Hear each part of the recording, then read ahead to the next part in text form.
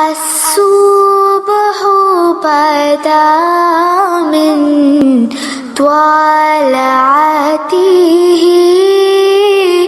والليل دجى من بسم اللہ الرحمن الرحیم۔ السلام علیکم۔ ایک گاؤں میں ایک چرواہا رہتا وہ بہت زیادہ سیدھا سادہ اور نیک انسان۔ اس گاؤں میں زیادہ تر لوگوں نے جانور رکھے ہوئے تھے، ان کا دودھ وغیرہ بیچ کر اپنا گزارا کیا کرتے۔ ایک مرتبہ ایسا ہوا کہ اس گاؤں میں کافی عرصہ بارش نہ ہوئی اور خشک سالی کی وجہ سے گھاس وغیرہ ختم ہو گئی اور لوگ بہت زیادہ پریشان ہو گئے، ان کا ذریعہ معاش کم ہونے لگا۔ اس گاؤں میں ایک دریا بھی بہتا تھا۔ اس دریا کے پار ایک جنگل تھا جہاں وافر مقدار میں گھاس موجود تھی۔ لوگ وہاں پر جانا چاہتے تھے لیکن دریا پار کرنے کا ان کے پاس کوئی ذریعہ نہ تھا۔ وہ چرواہا ایک جمعہ کو مسجد میں گیا۔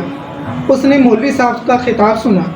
مولوی صاحب بیان کر رہے تھے کہ جو بندہ اللہ پر توکل رکھتے ہوئے بسم اللہ الرحمن الرحیم پڑھ کر دریا کو بھی حکم دے تو وہ دریا اس کا حکم مان لے۔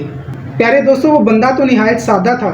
وہ اپنے گھر واپس آیا اور اس نے ارادہ کیا کہ وہ صبح جا کر دریا پار کرے گا اور اپنی بکریوں کے لیے چارے کا بندوبست کرے گا۔ پیارے دوستو، وہ صبح اٹھا، اس نے اپنی بکریاں لی اور دریا کے کنارے پر چلا گیا۔ دریا کے کنارے پر جا کر وہ کہنے لگا کہ اے پانی، میں تمہیں اللہ کا حکم دیتا ہوں کہ مجھے دریا پار کرنے دے۔ چرواہے نے بسم اللہ الرحمن الرحیم پڑھی اور چلتے ہوئے دریا پار کر لیا۔ دریا پار کرنے کے بعد اس نے اپنی بکریوں کو پیٹ بھر کر کھانا کھلایا اور واپس آ گیا۔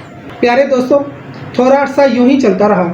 تھوڑے عرصے بعد گاؤں والوں نے دیکھا کہ چرواہے کی بکریاں بہت زیادہ موٹی تازی ہو گئی ہیں اور ان کی اپنی بکریاں کمزور ہو گئی ہیں۔ گاؤں والوں نے چرواہے سے پوچھا کہ بھئی کیا معاملہ ہے؟ ہماری بکریوں کے لیے تو چارہ نہ ہونے کے برابر ہے اور تم کہاں سے یہ چارہ لاتے ہو کہ تمہاری بکریاں اتنی موٹی تازی اور خوشحال ہیں؟ چرواہا تو سیدھا سادہ انسان تھا۔ اس نے کہا کہ میں دریا پار کر کے جاتا ہوں اور اپنی بکریوں کو چرا کر شام کو واپس آ جاتا ہوں۔ تو گاؤں والے کہنے لگے کہ دریا پار کرنے کا بندوبست کیا ہے؟ وہاں پر تو کوئی کشتی میسر نہیں ہے، تم کیسے دریا پار کرتے ہو؟ چرواہے نے بتایا کہ میں بسم اللہ الرحمن الرحیم پڑھتا ہوں اور دریا پار کر لیتا ہوں۔ اسی طرح میں روزانہ وہاں پر جاتا ہوں اور اسی طرح واپس آ جاتا ہوں۔ گاؤں والے چرواہے کی بات پر بہت زیادہ حیران ہوئے۔ انہوں نے مولوی صاحب سے کہا کہ یہ چرواہا اس طرح کہتا ہے کہ میں بسم اللہ الرحمن الرحیم پڑھ کر دریا پار کر لیتا ہوں۔ مولوی صاحب بھی اس کی بات پر بہت زیادہ حیران ہوئے۔ تو مولوی صاحب چرواہے کے پاس آئے، کہنے لگے کہ بتائیں کیا معاملہ ہے؟ چرواہا کہنے لگا کہ مولوی صاحب، میں تو آپ کا شکریہ ادا کرنا چاہتا ہوں کہ میں آپ کی وجہ سے دریا پار کر لیتا ہوں۔ مولوی صاحب نے معاملہ پوچھا تو چرواہے نے بتایا کہ میں جمعہ پڑھنے کے لیے آیا تھا اور آپ کا خطبہ میں نے سنا۔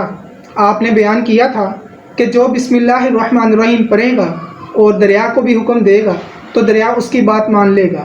چنانچہ میں بسم اللہ الرحمن الرحیم پڑھ کر دریا کو کہتا ہوں تو وہ مجھے گزرنے دیتا ہے۔ پیارے دوستو، گاؤں والوں نے فیصلہ کیا کہ مولوی صاحب بھی اسی طرح دریا پار کریں گے۔ گاؤں والوں کا یہ فیصلہ سن کر وہ مولوی صاحب بہت زیادہ پریشان ہوئے اور اگلی صبح طے پایا کہ مولوی صاحب بھی دریا پار کریں۔ اگلی صبح تمام لوگ دریا کے کنارے پر پہنچے۔ وہاں پر تمام گاؤں والے جمع تھے اور وہ چرواہا بھی موجود تھا۔ مولوی صاحب دریا پار نہیں کرنا چاہتے تھے کیونکہ وہ جانتے تھے کہ وہ دریا پار کریں گے تو وہ ڈوب جائیں گے، لیکن لوگوں کے اصرار پر مولوی صاحب دریا پار کرنے کے لیے مان گئے۔ مولوی صاحب نے ایک رسی منگوائی۔ رسی کو ایک جانب سے درخت کے ساتھ باندھا اور دوسری جانب سے خود کو باندھا تاکہ وہ دریا میں ڈوب نہ سکے۔ اس کے بعد مولوی صاحب بسم اللہ الرحمن الرحیم کہتے ہوئے دریا میں اترے، لیکن پہلا قدم رکھتے ہی وہ دریا میں ڈوب گئے۔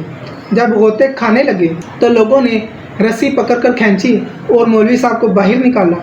اسی دوران چرواہے نے بسم اللہ الرحمن الرحیم پڑھی اور دریا میں اتر گیا اور چل کر دریا پار کر لیا۔ اور جب واپس آیا تو لوگوں نے پوچھا کہ یہ کیا معاملہ ہے کہ مولوی صاحب کے کہنے پر ہی چرواہا یہ عمل کرتا ہے، وہ نہیں ڈوبتا لیکن خود مولوی صاحب ڈوب جاتے ہیں۔ चरवाहे ने गांव वालों को और मौलवी साहब को बताया कि इसकी वजह ये है कि मैंने मौलवी साहब से सुना था अल्लाह पर कामिल तवक्कुल रखना है और बिस्मिल्लाहिर्रहमानिर्रहीम पढ़ते हुए दरिया में उतर जाना है, जबकि मैंने मौलवी साहब की बात सुनकर अल्लाह पर तवक्कुल किया और मौलवी साहब ने इस रस्सी पर तवक्कुल किया और मौलवी साहब ने अल्लाह पर और बिस्मिल्लाहिर्रहमानिर्रहीम पर तवक्कुल न किया, मौलवी साहब ने इस रस्सी पर तवक्कुल किया तो अल्लाह ने भी मौलवी साहब को रस्सी के सुपुर्द कर दिया, जिसकी वजह से मौलवी साहब डूब गए। प्यारे दोस्तों, इस वाक़े से हमें यह सबक मिलता है कि अल्लाह पर तवक्कुल रखना किस कदर अहमियत रखता है। लिहाजा हमें भी चाहिए कि हम भी कोई काम करें या कोई दुआ करें तो उसमें अल्लाह का तवक्कुल ज़रूर शामिल होना चाहिए। इसी के साथ ही मुझे इजाज़त दें। अल्लाह हाफ़िज़।